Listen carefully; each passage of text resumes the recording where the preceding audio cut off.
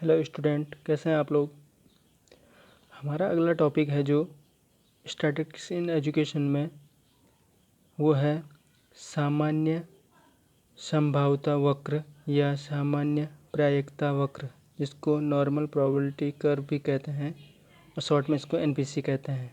इसके बारे में आज हम पढ़ेंगे, इसकी विशेषताएं भी जानेंगे, इसकी हिस्ट्री भी जानेंगे। हम इसको ध्यान से सुनिए, बहुत ही इम्पोर्टेंट टॉपिक है और शायद आप सब लोग पहली बार इसको पढ़ रहे होंगे, तो इसलिए ध्यान से समझने की ज़रूरत है।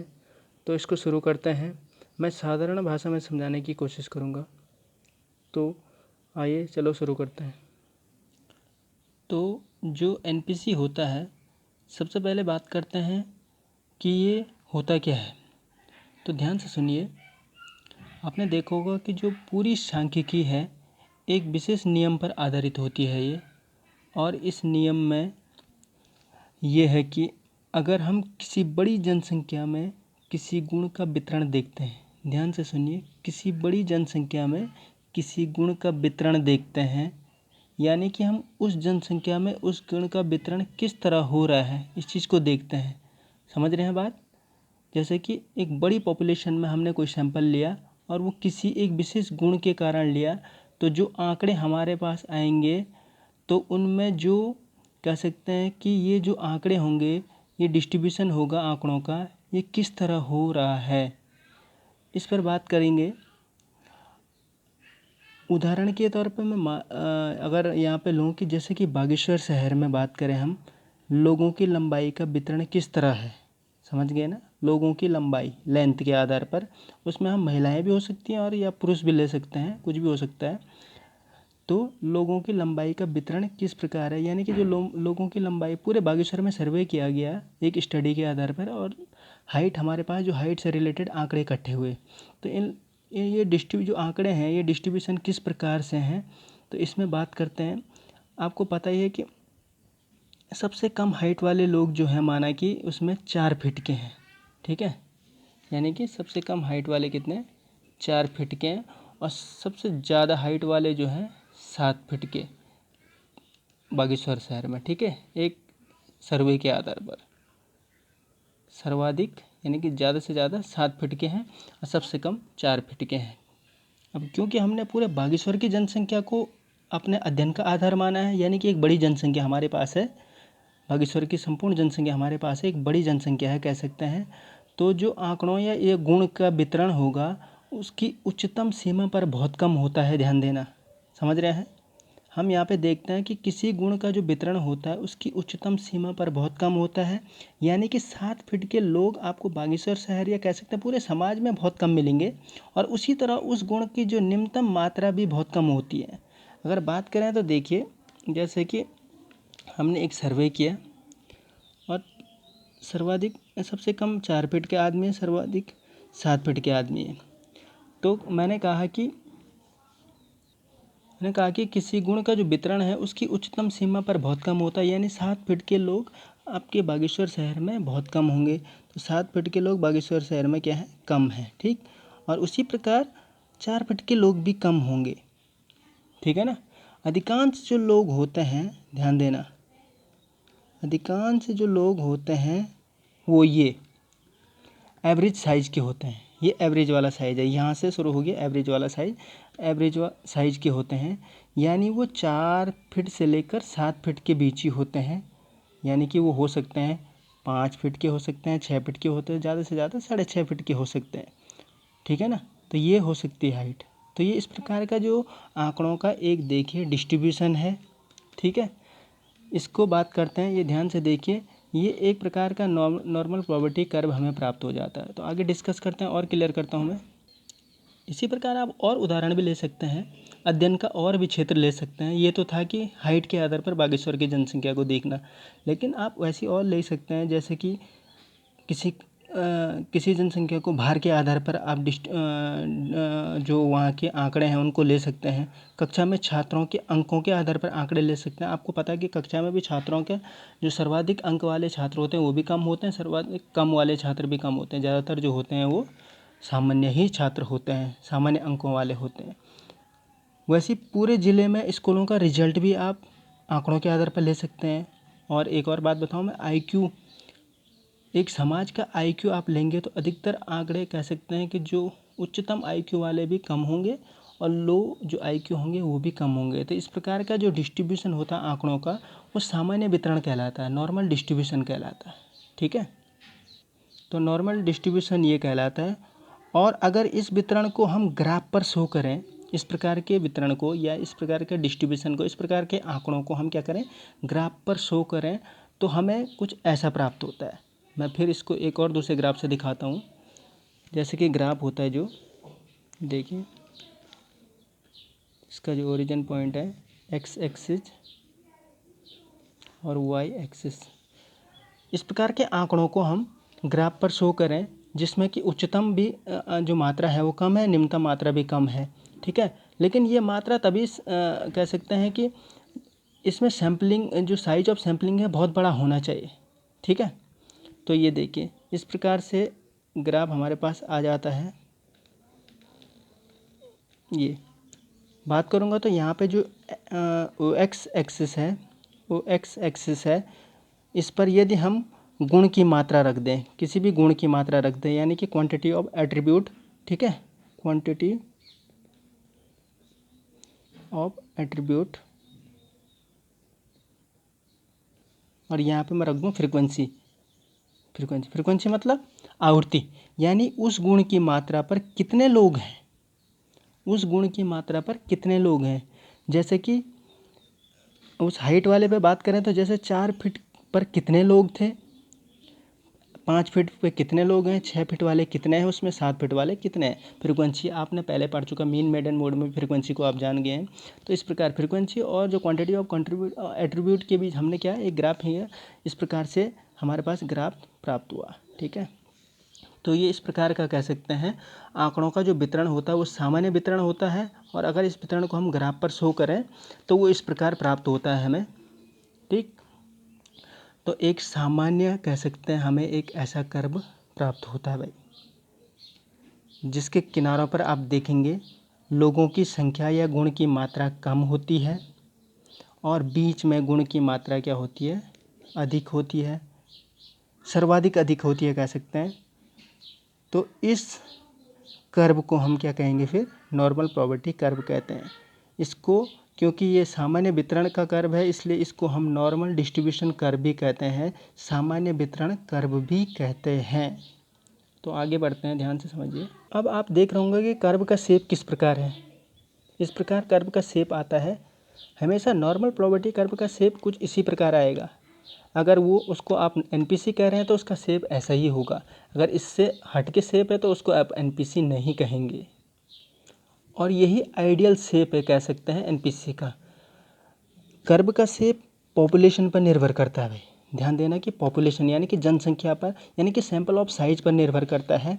ठीक है, जब ज़्यादा मात्रा में जनसंख्या होगी, बड़ी जनसंख्या पर हम सैम्पलिंग करेंगे तो कह सकते हैं कि परफेक्ट शेप प्राप्त होगा। ये परफेक्ट शेप है, ठीक है, परफेक्ट शेप। और कम जनसंख्या में इसके रूप बदलने की संभावना अधिक रहती है, ध्यान देना। तो सैंपल साइज बड़ा होना चाहिए तभी हमारे पास परफेक्ट एनपीसी यानी कि नॉर्मल प्रोबेबिलिटी कर्व प्राप्त होगा। अब ये मेरे हाथ से बनाने में भी थोड़ा उटपटांग लग सकता है, लेकिन कह सकते हैं ये पहले वाला कर्व बेहतर बना है बजाय इसके, ये ऐसा ही होना चाहिए। तो इस पर आप ज़्यादा ध्यान न दीजिए। आप देख सकते हैं बुक्स में भी एनपीसी का जो साइज होगा, और जो शुरू में मैंने थंबल दिखाया था उसमें भी आप देख सकते हैं बेहतर वो कर्व साइज है। तो ठीक है ना, तो उस प्रकार से होता है। तो कह सकते हैं कि सैंपल ऑफ साइज बड़ा होगा तो उतना ही परफेक्ट एनपीसी हमें, नॉर्मल प्रोबेबिलिटी कर्व हमें प्राप्त होगा। तो आगे बढ़ते हैं। तो आप देखेंगे अभी मैंने एक और फिगर तैयार कर दिया है और मुझे लग रहा है ये परफेक्ट एनपीसी कर्व है। देख सकते हैं आप, ये परफेक्ट लग रहा है, इसी प्रकार का कर्व बनता है। तो मैं कह सकता हूँ, अब बात करेंगे, यह एक कर्व है जो, जिसको हम क्या कहते हैं, एनपीसी कर्व कहते हैं। ये पूरी तरह एक मैथमेटिकल कर्व है या आइडियल कर्व है, ध्यान देना। ठीक है, ये मैथमेटिकल और एक आइडियल कर्व है। अब इसकी थोड़ा हिस्ट्री के बारे में भी जान लो। मैंने कहा ये मैथमेटिकल कर्व है और एक आदर्श कर्व है, आदर्श कर्व है। इसका जो विचार सर्वप्रथम दिया था 1933 में फ्रांस के गणितज्ञ थे एक डी मोइवर, ठीक है, डी फ्रांस के गणितज्ञ डी मोइवर ने इसका कंसेप्ट दिया था, इसलिए इसको डी मोइवर कर्व भी कहते हैं। ध्यान देने वाली बात है, इसको क्या कहते हैं, डी मोइवर कर्व भी कहते हैं। इन्होंने ही सबसे पहले इसकी गणितीय समीकरण भी प्रस्तुत की थी, यानी मैथमेटिकल इक्वेशन भी इन्होंने इसकी प्रस्तुत की थी। आप बुक्स में देख सकते हैं इसकी मैथमेटिकल इक्वेशन, कभी एग्जाम में आ जाती हैं, आप बुक्स में इसको देखेंगे। और बात करेंगे इस कर्व का प्रयोग सर्वप्रथम जर्मनी के खगोल शास्त्री कार्ल फ्रेडरिक गॉस का नाम तो आपने सुना होगा, साइंस वालों ने बहुत बार सुना होगा, मैथमेटिशियन भी थे, खगोल शास्त्री भी थे गॉस। तो गॉस कहाँ के रहने वाले थे, जर्मन के रहने वाले हैं। तो जर्मनी के गॉस ने सर्वप्रथम इसको खगोल शास्त्र में यानी कि पिंडों के कह सकते हैं अध्ययन में इसका प्रयोग किया, इसलिए कुछ लोग इसको गॉसियन कर्व भी कहते हैं भाई। गॉसियन कर्व के नाम से भी ये जाना जाता है, डी मोइवर कर्व के नाम से भी ये जाना जाता है, परंतु सामान्य भाषा में या सामान्य प्रयोग में इसे एनपीसी ही कहते हैं, यानी नॉर्मल प्रोबेबिलिटी कर्व। मैं बताऊंगा इसको नॉर्मल प्रोबेबिलिटी कर्व क्यों कहते हैं, नाम से नॉर्मल प्रोबेबिलिटी कर्व। सामान्य संभावना वक्र, ये थोड़ा संभावना है, ध्यान देना, सामान्य संभावना वक्र यानी नॉर्मल प्रोबेबिलिटी कर्व। सामान्य कर्व भी बोल सकते थे या वक्र भी बोल सकते थे इसको, लेकिन कह सकते हैं कि इसको संभावना भी बीच में जोड़ दी गई है। तो इसका कारण ये है कि व्यवहारिक रूप से कह सकते हैं कि बिल्कुल ऐसा शेप जैसे कि दिख रहा है, ये बड़ा आँखों को बड़ा अच्छा लगता है, तो ये कह सकते हैं कि आइडियल कंडीशन है, ये कोई प्रैक्टिकल रूप में नहीं होता है। तो आंकड़ों का ऐसा शेप कर्व के रूप में प्राप्त होना कह सकते हैं कि इसकी संभावना कम होती है, ठीक है ना, व्यवहारिक रूप से। आदर्श रूप में इसीलिए इसको हमने पहले ही मैंने बोल दिया था कि आइडियल कर्व है, एक मैथमेटिकल और आइडियल कर्व है ये। इसकी इस प्रकार के प्राप्त होने की संभावना कम होती है, ऐसा नहीं कि बिल्कुल नहीं होता है, पर संभावित ढंग से ऐसा प्राप्त होता ही है, लगभग कह सकते हैं कि प्रोबेबिलिटी है उसकी ऐसे प्राप्त होने की, इसलिए इसको हमने साथ में संभावना जोड़ दिया गया, इसलिए इसको क्या कहा गया, सामान्य संभावना वक्र, नॉर्मल प्रोबेबिलिटी कर्व कहता है, ठीक है। तो इसको परिभाषित करने के रूप में आप जान सकते हैं, इसको परफेक्ट एक डेफिनेशन के रूप में भी हम लिख सकते हैं। तो मैं इसको आपको डेफिनेशन बता देता हूँ। तो देखिए इसकी डेफिनेशन जो है, सामान्य संभावना वक्र एक ऐसा सैद्धांतिक यानी कि प्रैक्टिकल, आदर्श आइडियल एवं गणितीय यानी कि मैथमेटिकल वक्र है, जिसके प्राप्तांक मध्यमान के दोनों ओर एकदम समान रूप से वितरित होते हैं। आपने देखा कि इसके जो प्राप्तांक है यानी कि जो जो अंक हैं, वो जो आंकड़े हैं वो दोनों ओर बराबर वितरित होते हैं। आप इसके शेप को देख के अंदाज़ा लगा सकते हैं। तो फिर आगे बढ़ते हैं, ये डेफिनेशन है इसकी। देखिए डेफिनेशन में कह रहे हैं जैसे कि जो मध्यमान यानी कि यहाँ पे होता है इसका मध्यमान, इसके जो आंकड़े होते हैं दोनों तरफ, मध्यमान ये होता है बिल्कुल सेंटर से, जहाँ पे इसका पीक है, यहाँ पे इसके दोनों ओर जो आंकड़े होते हैं बराबर होते हैं, 50% इस साइड 50% इस साइड।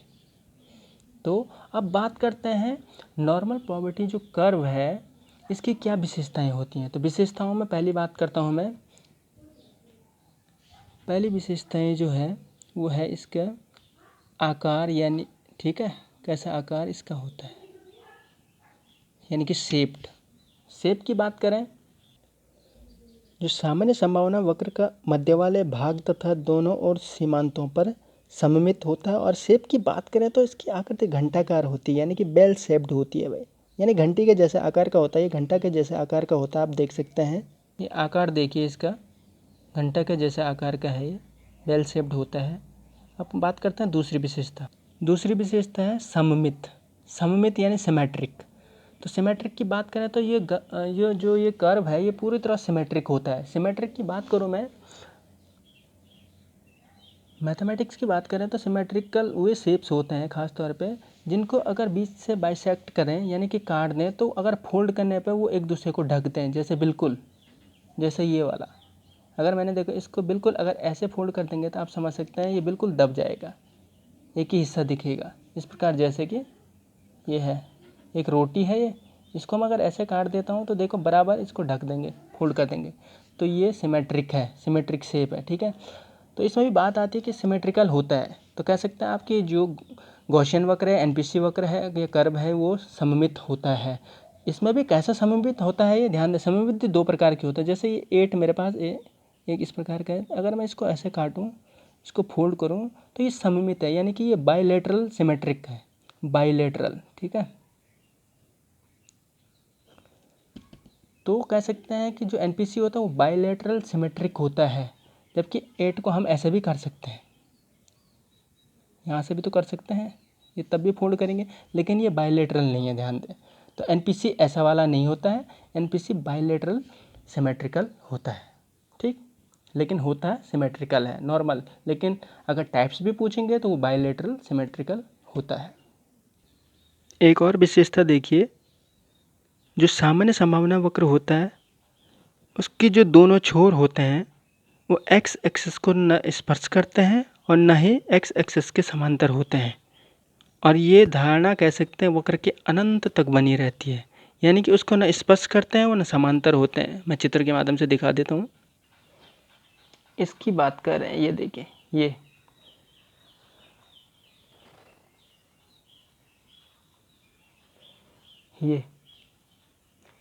ये कभी मिलती नहीं है, ये एक्सिस कभी इस बेस लाइन से कभी नहीं मिलेंगे, ध्यान देना, और ना ही इसके से समांतर होती है।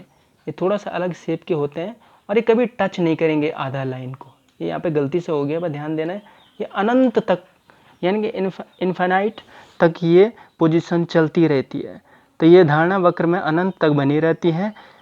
दोनों छोर जो हैं एक्स एक्सिस को ना तो स्पर्श करते हैं और ना ही इसके समांतर होते हैं। तो समांतर भी नहीं होते हैं जो एक्स एक्सिस है, और ना ही इसको स्पर्श करते हैं। तो आगे समझ में एक विशेषता ये है। आज की वीडियो थोड़ा लंबी ज़रूर है, क्योंकि ये टॉपिक इम्पोर्टेंट है, समझाना बहुत ज़रूरी है। एक और विशेषता है इसकी, ध्यान देना, जो एनपीसी होता है इसके मध्य वाले भाग में सेंटर में जो है वो सेंटर टेंडेंसी ऑफ मीन से रिलेटेड है। ये सेंटर टेंडेंसी ऑफ मीन आप जानते हैं, मीन, मीडियन और मोड का मान बराबर होता है। एनपीसी के सेंटर में मीन, मीडियन, मोड यानी केंद्र परिवर्ती के मानों का मान जो होता है बिल्कुल समान होता है। केंद्र परिवर्ती के जो माप होते हैं उनका मान बिल्कुल समान होता है और वो बिल्कुल सेंटर में पाए जाते हैं। एक और विशेषता ये है। तो आप क्या कहेंगे, जो नॉर्मल प्रॉपर्टी कर्व है उसके केंद्र में, उसके केंद्र बिंदु पर केंद्र परिवर्ती के जो माप हैं उनका मान बराबर होता है और बीच में ही पाए जाते हैं, ठीक। एक और गुण है यूनिमॉडल। यूनि मानी एक, मॉडल से बना, मोड से मतलब, मोड मतलब बहुलांक। बहुलांक वो होता है, आपको पता है, जो आपकी सीरीज में, अंकों की सीरीज में जो अंक सर्वाधिक बार जहाँ पे रिपीट हुआ हो, तो बहुलांक में उस अंक की अधिकता होती है। तो एनपीसी की बात करें तो ये कहते हैं कि जो ये सबसे टॉप वाला पीक है, जैसे बात करें ये, यहाँ पे क्या होता है, सर्वाधिक मात्रा में अंक होते हैं, इसलिए इस प्रकार यहाँ पे पीक हाइस्ट हो जाती है। तो सर्वाधिक अंक यहाँ पे प्राप्त होता है। तो इस प्रकार का शेप जो होता है इसका हाइस्ट पॉइंट एक ही होता है इसमें, मतलब कह सकते हैं कि जो एनपीसी है उसमें हाइस्ट पॉइंट पीक एक ही होता है। जैसे कि पर्वत नहीं होते, उनके अलग अलग चोटियाँ होती बहुत बार, ऐसे नहीं होता है एनपीसी, एक ही पीक होगा इसका। और अगर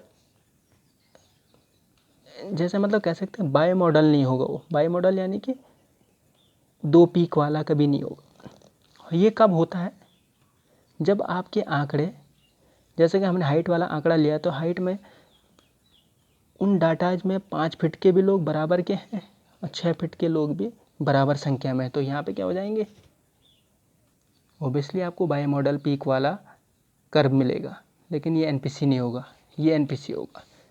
तो एनपीसी हमेशा यूनिमॉडल कर्व होता है, ठीक। तो ये कुछ विशेषताएं थी इसकी, लेकिन इसकी विशेषताएं अभी बाकी हैं और वीडियो बहुत लंबी हो रही है, तो इसकी और विशेषताओं को दूसरी वीडियो में कवर करते हैं। आप इसको समझने की कोशिश कीजिए, बिल्कुल समझ में नहीं आता तो फिर क्वेश्चन पूछिए मुझे। आज के लिए इतना ही, धन्यवाद।